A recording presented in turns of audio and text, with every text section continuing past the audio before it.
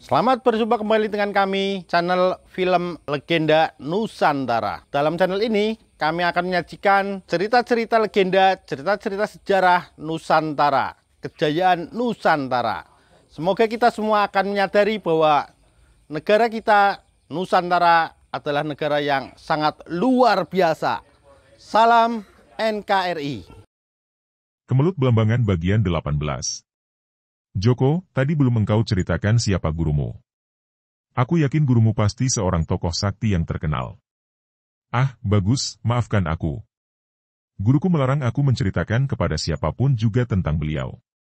Ya, sudahlah, Joko, memang seorang murid harus mentaati semua perintah gurunya. Dari sikap dan jawabanmu ini saja aku sudah dapat mengenalimu sebagai seorang murid yang baik. Wah, jangan terlalu memuji, bagus. Kalau ia yang kau puji. Joko menuding ke arah Nawangsi. Pasti ia mengatakan bahwa engkau mengucapkan rayuan gombal. Joko Darmono tertawa terkekeh dan Bagus Sajiwo juga tertawa. Dia merasa cocok dan suka sekali dengan pemuda yang tampan ini. Seorang pemuda tampan, sakti, dan melihat gerak-gerik dan ucapannya, dia seorang yang lincah gembira. Ya, ia seorang gadis remaja yang hebat, pemberani dan jujur. Pantas menjadi putri Paman Cangak Awu yang terkenal keras dan jujur. Aku bangga melihat adik Misan yang baru sekali ini kujumpai. Ceritakan tentang dirimu, Bagus. Bagaimana engkau baru sekali ini melihat adik Misanmu ini? Kemana saja engkau selama ini? Aku mendengar kata Nawangsih tadi bahwa engkau diculik orang. Bagus Sajiwo menghela napas panjang. Memang benar aku diculik orang ketika aku berusia 6 tahun. Aku diculik dari tempat tinggal orang tuaku di Gunung Kawi dan dilarikan sampai jauh. Aneh, kalau engkau putra Ki Tejo Manik dan Nyi Retno Susilo yang terkenal sakti mandraguna, bagaimana mungkin engkau diculik dan dilarikan orang? Pasti orang tuamu akan mencarimu sampai berhasil menemukan engkau. Siapa orangnya yang berani mengusik sepasang suami istri pendekar sakti itu? Tentu saja selama belasan tahun itu ayah dan ibuku berusaha mencari aku. Yang menculikku adalah seorang datuk sakti dari Belambangan bernama Wiku Menak Koncar. Ah! Joko Darmono terkejut. Engkau mengenalnya, Joko? Mengenal sih tidak, akan tetapi tentu saja aku sudah mendengar nama datuk itu. Kalau tidak salah, dia tewas di tangan Putri Kanjeng Sultan Agung, yaitu Putri Wandansari.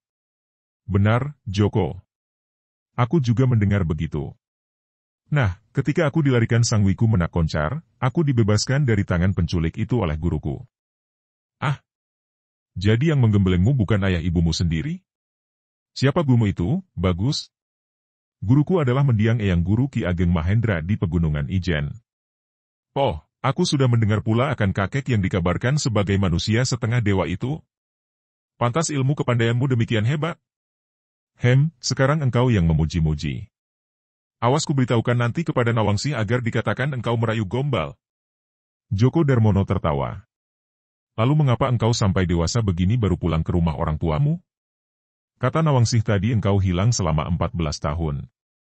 Hal itu adalah seperti juga engkau, aku harus tunduk dan taat kepada guruku. Mendiang guruku meninggalkan pesan agar aku tidak menjumpai orang tuaku, atau pulang ke Gunung Kawi sebelum aku berusia 20 tahun. Nah, setelah aku berusia 20 tahun, beberapa bulan yang lalu, aku pulang ke Gunung Kawi bertemu dengan ayah ibuku. Joko Darmono mengerutkan alisnya dan di bawah sinar api unggun Bagus Sajiwo melihat betapa wajah tampan itu menjadi muram. Joko Darmono menghela napas beberapa kali lalu suaranya terdengar gemetar.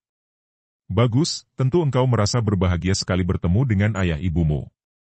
Diam-diam Bagus Sajiwo merasa kasihan kepada pemuda itu. Tentu saja, Joko. Akan tetapi aku tidak lama tinggal di rumah, aku ingin merantau dan demikianlah, aku lalu pergi hendak berkunjung ke rumah Paman Cangak Awu dan Bibi Pusposari yang menjadi pimpinan perguruan Jatikusumo. Bibi Pusposari adalah adik ayahku.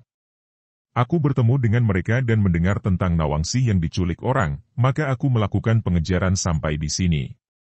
Sejenak hening. Keduanya tidak bicara lagi.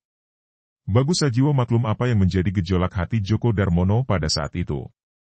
Pemuda itu merasa duka mengingat akan ayah ibunya yang telah tiada. Dia merasa kasihan, akan tetapi tidak tahu harus bicara apa yang dapat menghibur hati kenalan barunya itu. Maka dia pun lalu menambah kayu bakar pada api unggun. Nawangsih masih tidur pulas. Agaknya merasa nyaman karena api unggun itu mengusir dingin dan nyamuk. Setelah berdiam diri cukup lama, Djoko Darmono yang sejak tadi duduk diam memandang api unggun, seperti orang melamun, memandang kepada Bagus Sajiwo, lalu menghela napas lagi. Bagus, aku merasa iri hati sekali padamu. Mengapa, Djoko Darmono? Engkau mempunyai ayah ibu, juga paman dan bibi, bahkan gadis manis ini pun adik misanmu. Engkau mempunyai banyak keluarga, sedangkan aku. Aku hidup sebatang kara, tidak mempunyai keluarga seorang pun. Akan tetapi kau masih mempunyai gurumu sebagai pengganti orang tuamu, Djoko. Tidak, Bagus. Aku tidak bisa menganggap guruku sebagai orang tuaku karena ia. Lebih baik tidak kubicarakan tentang guruku. Pendeknya, aku tidak punya siapa-siapa.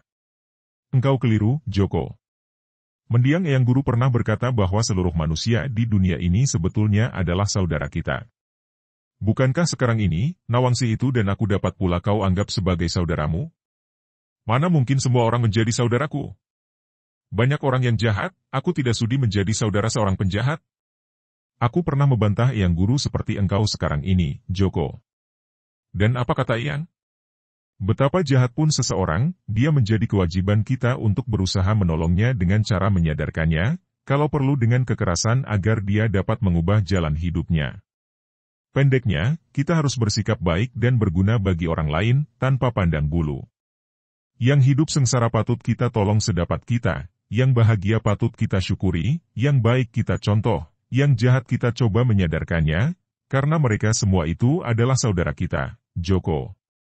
Djoko Darmono memandang wajah Bagus Sajiwo yang disinari api unggun. Pandang matanya menyorotkan keheranan dan kekaguman. Amboi. Bagus, berapa sih usiamu? Kalau tidak salah, engkau berusia 20 tahun, bukan? Bagus Sajiwo tersenyum. Benar, Djoko. Mengapa? Kita sebaya, mungkin aku lebih tua 1-2 tahun. Aku 19 tahun. Akan tetapi engkau. Bicaramu itu seperti seorang pendeta yang sudah tua renta saja. Memang aku sudah tua, setidaknya lebih tua daripada engkau, kan? Djoko Darmono ikut tertawa dan wajah yang tadi muram itu kini berseri kembali. Aku senang sekali dapat bertemu dan berkenalan denganmu, Bagus. Aku pun suka kepadamu, Djoko. Sekarang engkau tidurlah, biar aku yang menjaga agar api unggun tidak padam. Juga, siapa tahu akan datang binatang buas ke sini. Aku lebih takut menghadapi manusia buas daripada binatang buas. Melihat kesaktianmu, bukan engkau yang takut kepada manusia-manusia buas, sebaliknya merekalah yang takut kepadamu. Sekarang tidurlah, Djoko. Djoko Darmono memandang Nawangsih yang masih pulas, rebah miring membelakangi mereka dan tertawa. Kalau aku tidur di dekatnya, setelah bangun bocah galak itu tentu akan marah-marah dan mengira aku berbuat yang bukan-bukan. Bagus Sajiwo juga tertawa. Itu hanya menunjukkan bahwa Nawangsih itu seorang gadis remaja yang masih polos, jujur dan pikirannya bersih. Ia kelak pasti akan menjadi seorang gadis yang cantik jelita dan gagah perkasa. Engkau sajalah yang tidur, Bagus. Engkau adalah kakak misannya, pasti ia tidak akan marah melihat engkau tidur di dekatnya. Aku, dalam keadaan begini, tidak mudah tidur dan lebih suka duduk bersama dia. Karena Djoko Darmono berkukuh tidak mau tidur, Bagus Sajiwo juga tidak mau tidur. Bagi orang-orang muda seperti mereka, yang sudah mendapat gemblengan dari guru-guru mereka, mengganti tidur dengan duduk diam bersama dia merupakan hal biasa dan tidak akan menyiksa badan mereka yang terlatih. Dengan duduk bersila dalam samadhi, mereka seperti orang tidur. Pikiran dan seluruh syaraf di seluruh tubuh mereka mengaso sepenuhnya, namun mereka masih sadar dan kewaspadaan mereka tetap bekerja. Sungguh sayang bahwa selagi hidup dan sehat, terutama mereka yang hidup di kota-kota besar, tidak pernah dapat menikmati keindahan alam di pagi hari saat matahari mulai muncul. Keindahan dan kesegaran yang dapat dinikmati oleh mata, telinga, hidung, dan perasaan itu hanya dapat dinikmati mereka yang tinggal di pegunungan, di hutan-hutan dan dusun-dusun yang tidak padat penduduk, oleh mereka yang bangun pagi-pagi sekali pada saat ayam jantan mulai berkeruyuk. Orang kota terlalu sibuk dengan persoalan-persoalan mereka yang bergerak di sekitar uang dan kebanyakan dari mereka terlalu mencinta pembaringan dan bantal sehingga enggan meninggalkan tempat tidur,